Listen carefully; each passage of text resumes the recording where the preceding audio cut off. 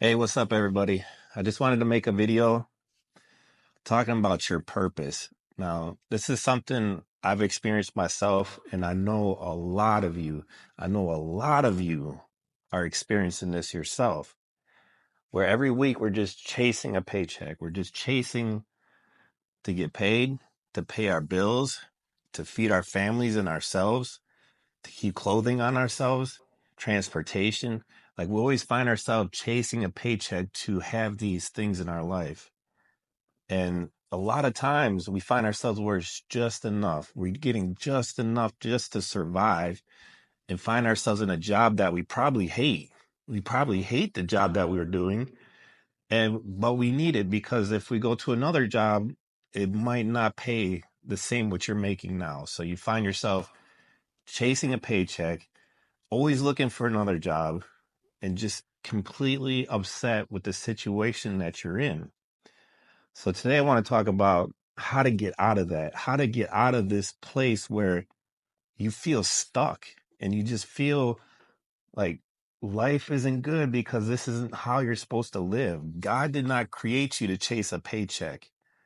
God created you with a purpose, and that purpose that he's put on you, we have to go to him and seek out the purpose he's put on your life.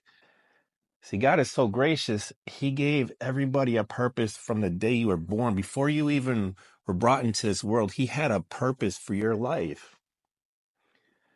But he's so gracious that he allows you to choose, what do you want to do in this world? How do you want to live in this world? It's completely up to you. So we have the world teaching us to find a job, find a 9 to 5, to be able to purchase a house or rent a piece of property that we can live in, to live our own life, to have our own transportation, clothing, food, support our own families.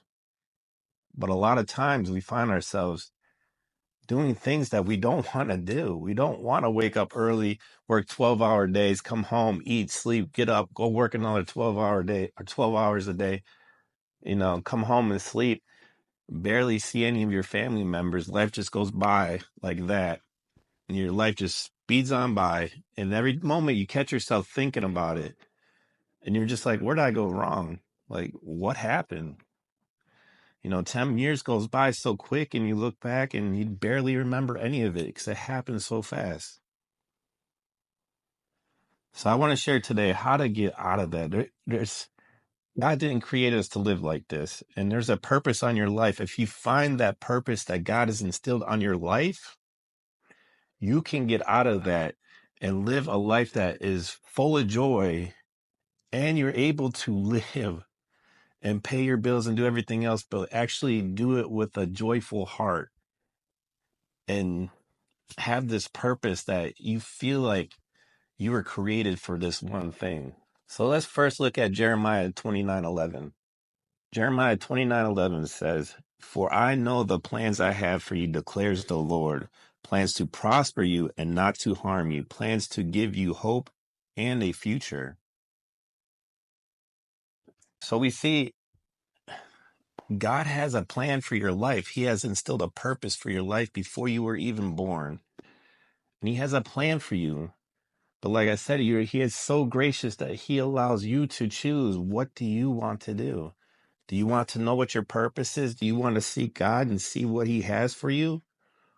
Or do you want to go chase the world? Do you want to go chase what the world has for you? A 9 to 5 that keeps you around the loop, just chasing that paycheck every week just to get enough, just to get by every week until you can't do it no more. If you're lucky enough to live a full life, you do it until you can't do it anymore. And then what? Then you might be able to live off whatever the government might be able to give you. And then that is still not enough. And you find yourself seeing what the government offers you when you retire or you get to that age, that it's still not enough. It's not enough to live. So what do? You go get a part-time job, 70 years old, working at Walmart or somewhere, because that's what the world has to offer you. God has so much more to offer you than that. Let's take a look at Matthew 6:33.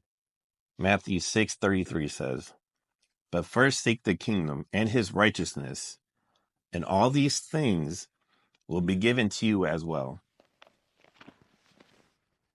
So when God puts a purpose on your life, you are to seek out him and his kingdom. Use that purpose towards his kingdom and his plans that he has on your life. And he's going to provide. If you fulfill his purpose that he's put on your life, he's going to provide for you. He's going to find a way for you to be able to live, and he will provide for you. And God has put so many stories about people who have lived out their purpose and didn't go seek a job. You have Moses, who is filled with the purpose and not a job. You have Abraham, who is filled with the purpose and not a job. You have Isaac, who is filled with the purpose and not a job. You have Joseph, who was filled with a great purpose, the second command of Egypt, and that was not a job. You have King David, who is the king, who was given purpose and saw that purpose very early on and was not seeking a job. He didn't seek a job to be a king. He was fulfilling his purpose that God has put on him, and he lived that out. I want you to take a minute and just imagine this for a minute. Imagine that you passed and you were able to look back on your life like if it was a movie or something. And you got to look up and you saw your life from early on to adulthood, where you start looking for a job and you start seeking out some type of career or something. How many of you would look at yourself in anger and frustration, wanting to tell yourself, don't take that job, don't fill out that application, don't go down that road, because of the frustration you're going to have for the rest of your life seeking out a paycheck and just barely getting by? See, the thing is, joy and happiness isn't always about money. It's not always about being wealthy. Like, how many people have you seen who are wealthy that are still in some type of depression or just frustration, not happy with themselves? And you can easily see it because how they treat other people, how they just treat how they treat everybody else poorly around them.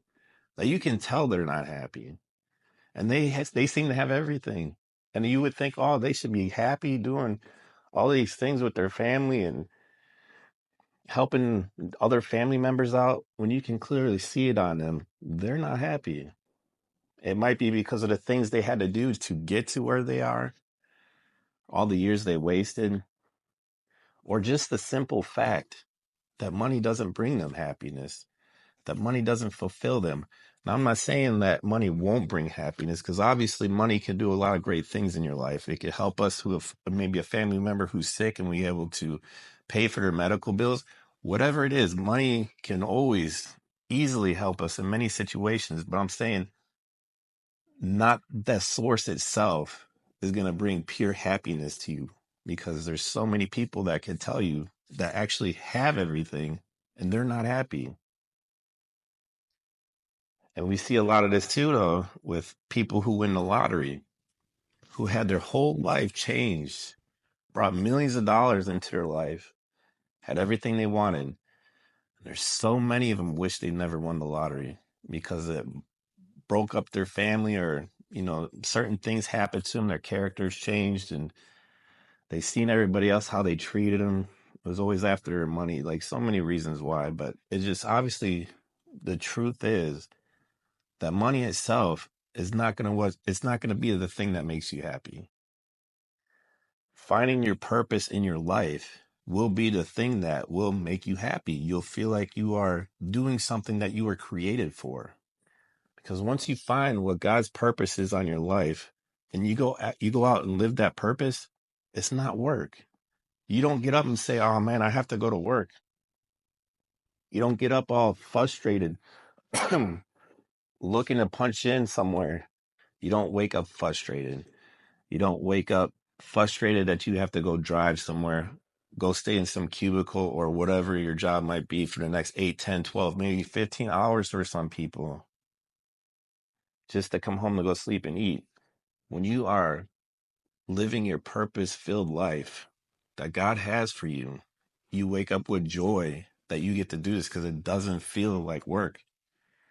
You get to wake up knowing you're going to change or be a part of something, some type of change in the world, that God has made you a part of something bigger than yourself. And you are doing things, changing people's lives, serving people, or doing something to help build his kingdom. And look at it this way.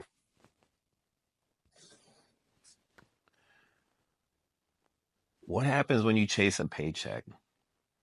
What happens when you do a job that you don't like and you do it just to get by or just to get the money that you need? You find yourself tired all the time, restless, you're unfulfilled. There's no joy in your life. You are restless, easily angered, irritated, no ambition or desire for anything. And you're always looking for the next job. People spend their entire lives chasing money, some type of dream that someone else told them that they wanted. And they believe it. They believe in the materialism. They believe in working hard, saving up so much money, and it's going to bring this joy in their life when it's not true. That's not true. It does. No amount of money is going to change your mindset to where you feel this purpose, this hole that's filled in your heart. That's the only thing God can fill in for you, is that purpose that you feel in this world, that you are a part of something that you were meant and created for. See, this is the other thing I don't understand either. I'm not just saying I was always like this, because the reason why I don't understand it is because I see the difference now from what I used to think. Because I was like that too. I was like chasing money. People put on my mind that, oh, you need to make six figures a year to live some kind of lifestyle that you'll be happy. And I worked many, many jobs. I worked contracting jobs that would pay per job, and I would work 6 to 7 days for years, for over 10 years, years and years and years, just missing so many family opportunities to spend time with my family, because I had in the mindset, no, I have to make this type of money so we can have this type of lifestyle, so I could provide good schooling and all these things, all these things, cars or whatever, your heart is after. And after you finally get there, you realize, wow, I spent all this time in my life working so hard to try to achieve these things. And then you're there and it's not what you thought it was. It's not what you thought the joy would bring. And you find out, when you seek God and you find his purpose, and you seek God and you find his purpose that he's put on you, man, it's not even close. It's not even close to having everything you can possibly imagine, because you're going to still have this emptiness inside that's not filled. But when you find the purpose that God has put on you, that's when you get the piece of heaven in your life today. You get to experience heaven today. And so many people always want to focus on their retirement, the future, investments, and we're not even promised tomorrow. Why would you be so concerned about something? And don't get me wrong. I mean, yes, we should have some kind of plans for the future. Absolutely. Even the Lord tells us to plan for, in certain situations, to kind of prepare ourselves for, the future, and but so many of us take that so far, of our investments and our retirement, when it's not even guaranteed. And that's the only thing they focus is on, that, building that up, when you're not even promised tomorrow. Why wouldn't you focus on your eternity in heaven? Why wouldn't you build what God has for you for eternity, where moth and rust will not destroy? Let's look at Matthew 6:19-21. Matthew 6:19-21 says, do not store up yourselves treasures on earth, where moths and vermin destroy, and where thieves break in and steal. But store up for yourself treasures in heaven, where moths and vermin do not destroy, and where thieves do not break in and steal. For where your treasure is, there your heart will also be.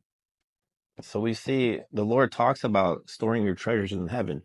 Now, not many people think about it like that. Not many people think what their eternity will be like in heaven.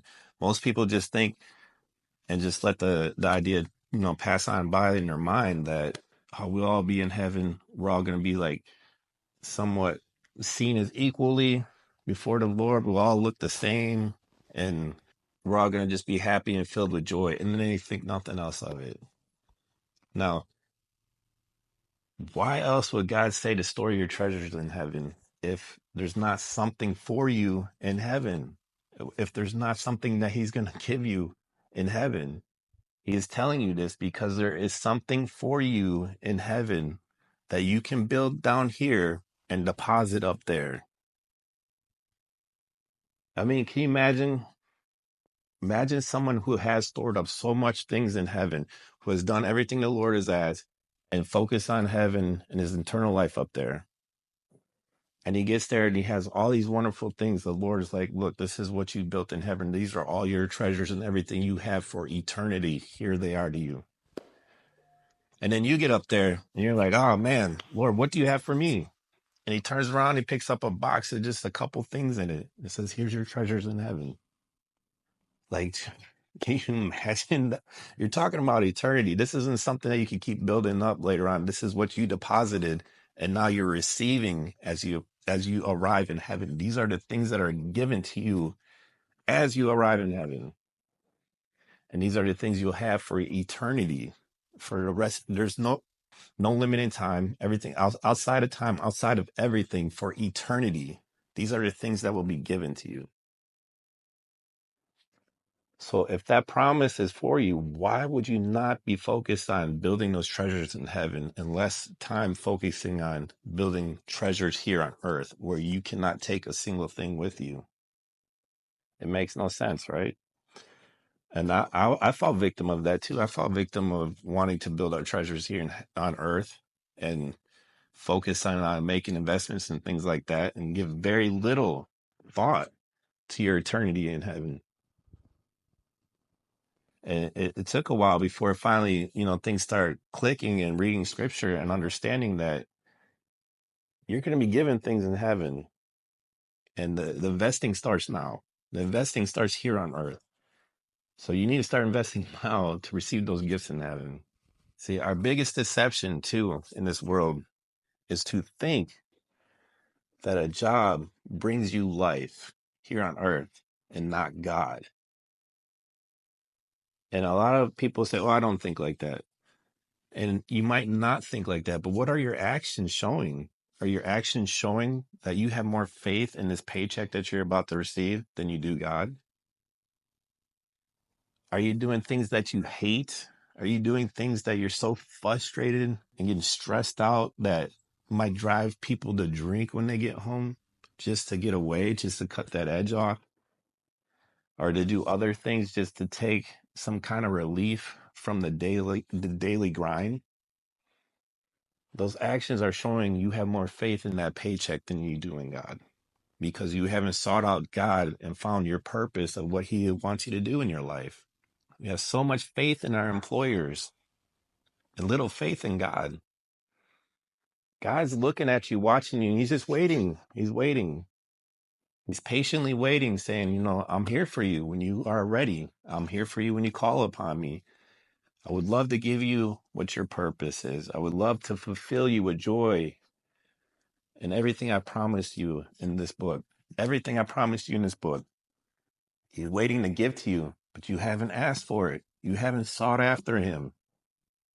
Instead, you go home complaining about a job that you hate, about the people that you work with every single day.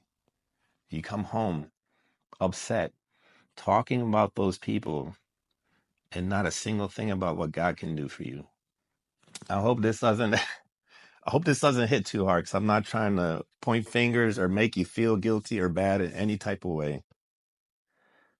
The reason why I feel passionate about it is because I've went through it myself, and it's something that I have discovered through the Lord, and with his grace and patience that it changed my perspective. It changed everything in my life. And now when I look back at it, I am so frustrated that I didn't do this earlier, that I spent so many years of my life chasing that paycheck, so many years of my life looking at the material things of this world, thinking that it was going to bring me joy, thinking it's going to bring me a happy family.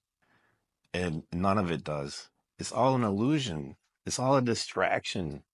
It's to keep you distracted from your eyes on him and what he can bring to you. It's just time to get on your knees and just seek the Lord and ask him what his purpose is, because every single one of you has a purpose. Nobody was created without a purpose. We were all created and designed by the Lord with plans for your future. But it all starts with seeking him and then using our purpose to build his kingdom, and watch the joy be filled in your heart. And it's not always you're going to see it's not always about money. It's not always about having excessive things, but it's about whatever he gives to you will be enough in the situation that you're in. He will fulfill and give you exactly what you need in those moments. I mean, look at what he's done for the animals. You see any of the animals clocking in to go to work? He's given every single animal in this world a purpose. And we don't look at it like that. But he's given every single animal out there a purpose in life. And he's given you the same, but we just haven't realized our purpose. Those animals out there know their purpose. They know what they're supposed to do. And yet they're fed every single day. And they're taken care of every single day. And like Jesus says, how much more are you worth to God than the animals? Find your purpose. Find your purpose that God has put for you. Seek out the Lord, find your purpose, and see what he wants you to do. And use that towards building his kingdom. And watch your life change forever. Thank you guys. If you watched this far, thank you. I appreciate you guys greatly for watching it. If you have any questions or anything, leave a comment. Obviously, subscribing always helps greatly. So I appreciate it. I hope you guys have a blessed day. God bless.